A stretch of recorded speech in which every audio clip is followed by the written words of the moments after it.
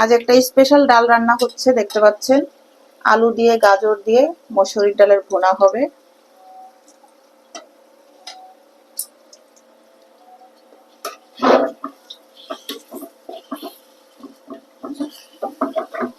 এভাবে ডাল রান্না করে কে কে খান অবশ্যই জানাবেন।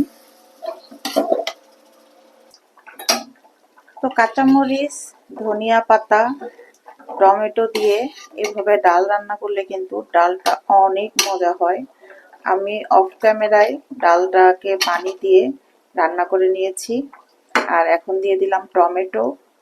তো এভাবে এত কিন্তু পানি থাকবে না, আমি আরো শুকনো করে ভুনা ভুনা করে ফেলবো।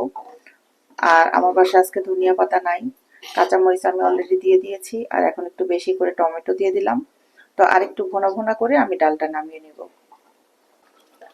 তো হয়ে গিয়েছে আমার ডাল, কিন্তু ডালটা ভুনা করতে চেয়েছিলাম, ভুনা হয় নাই, ডালটা একেবারে গলে গিয়েছে। আর এখন মনে হচ্ছে ঘেটা ঘেটা হয়ে গিয়েছে। তো যাই হোক, শীতের দিনে এইভাবে টমেটো দিয়ে, আলু দিয়ে, গাজর দিয়ে ডালটা রান্না করলে কিন্তু অনেক মজা লাগে। তো যাই হোক, আমি কিন্তু খেতে পারবো না, ডাক্তার আমাকে টোটালি মসুরির ডাল খেতে নিষেধ করে দিয়েছে। আর এই ডাল রান্নাটা কিন্তু আমার খুবই পছন্দের একটা রান্না। তো আফসোস যে এটা আমি খেতে পারবো না। আর তরকারি যখন এভাবে বলক ওঠে, এই আওয়াজটা কিন্তু আমার কাছে খুব ভালো লাগে। আপনাদেরকে একটু শুনিয়ে দিই।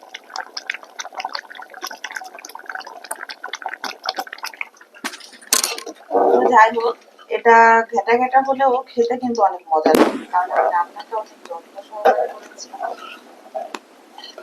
ডালটা একটু গলে গিয়েছে, কিন্তু খেতে মজা লাগে। এই রান্নাটা ছোটবেলায় আমার আব্বা করতো, এখন আব্বা নাই, কি হয়েছে, আমি তো রান্না করতে পারি। আমার আব্বা নিজে হাতে ছোটবেলায় শীতের দিনে টমেটো দিয়ে, আলু দিয়ে, গাজর দিয়ে এইভাবে এই ডালটা রান্না করতো, খুব মজা লাগতো।